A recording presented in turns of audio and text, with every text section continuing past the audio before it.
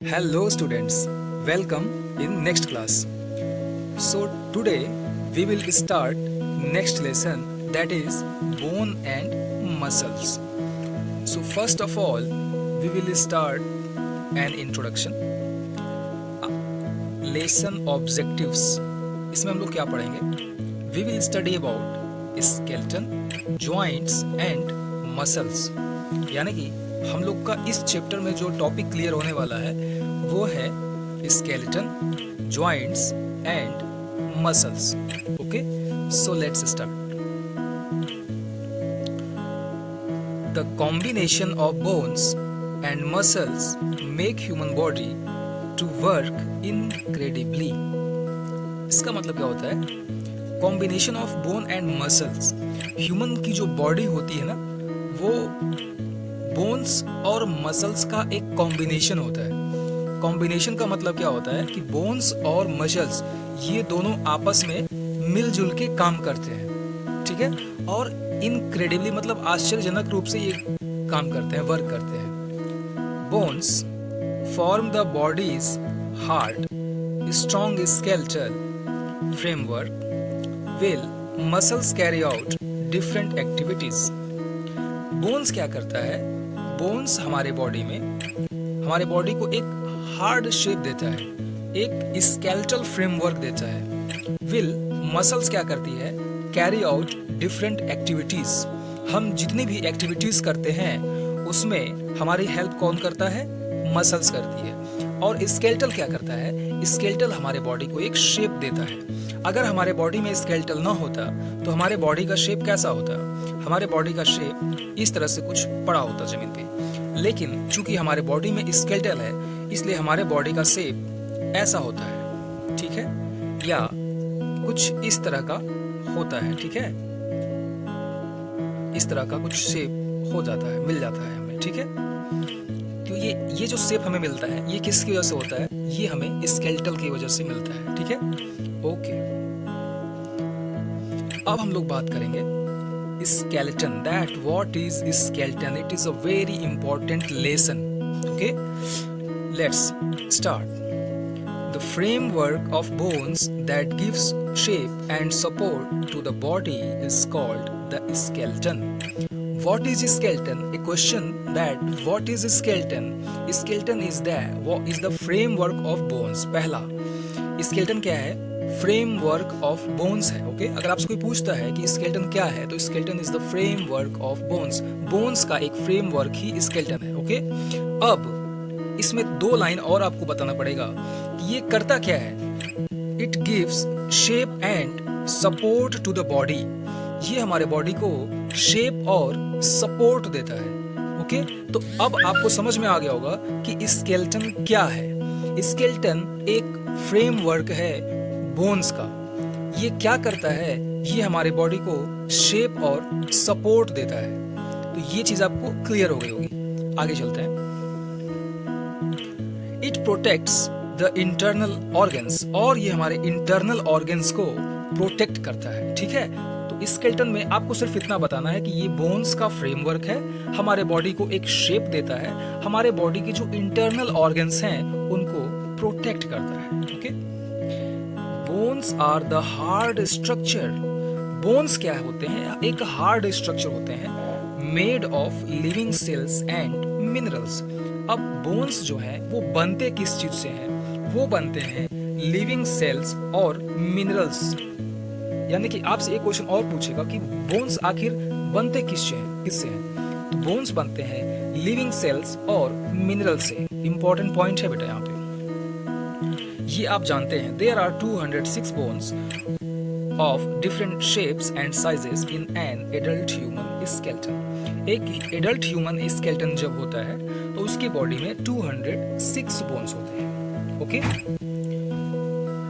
और वो different shape और डिफरेंट साइज के होते हैं. ये चीज तो आप पहले से जानते हो, ठीक है, बट एक बार फिर आपने रिवीजन कर लिया. आगे चलते हैं.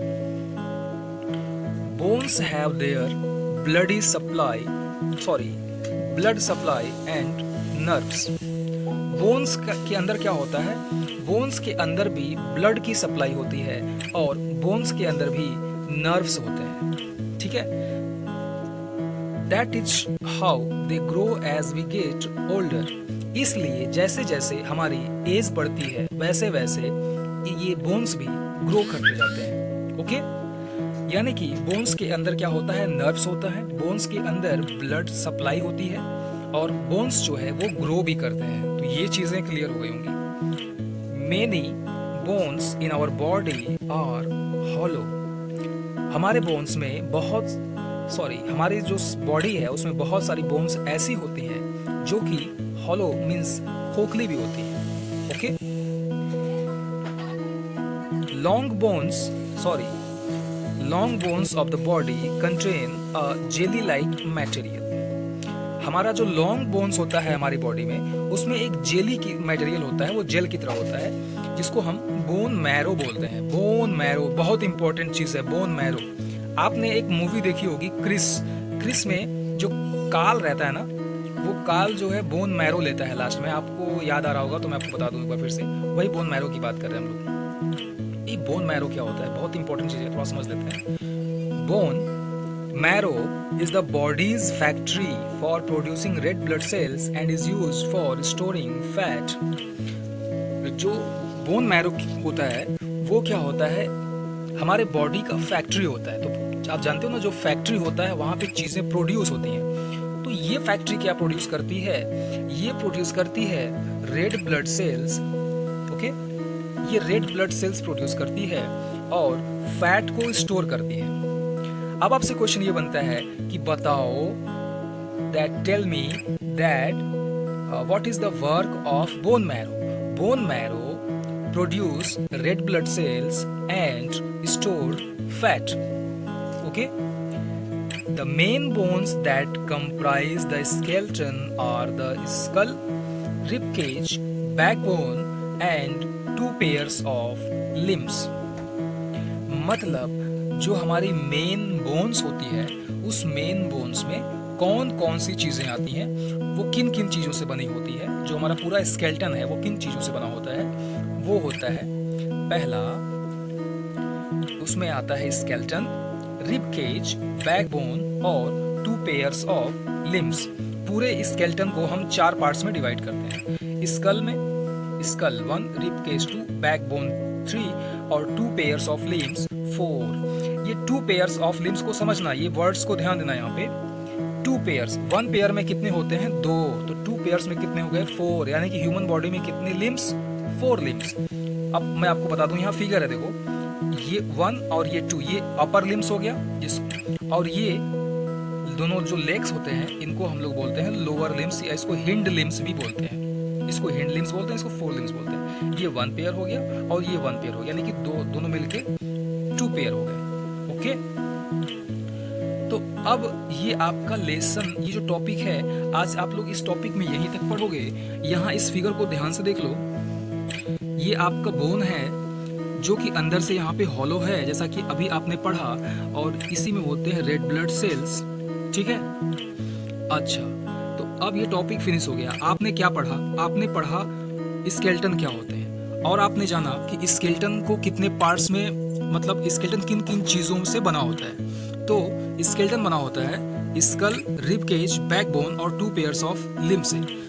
ओके, आपने जाना बोन मैरो के बारे में कि बोन मैरो क्या होता है। आपने पढ़ा रेड ब्लड सेल्स के बारे में, रेड ब्लड सेल्स कहाँ प्रोड्यूस होती हैं, आपसे क्वेश्चन मैं पूछ रहा हूँ। तो रेड ब्लड जो है सेल्स जो होती हैं वो प्रोड्यूस होती हैं बोन मैरो में। ओके, तो आज की जो टॉपिक है हम लोग इसको यहीं पे क्लोज करते हैं और मिलते हैं नेक्स्ट टॉपिक में next day. Thank you for watching.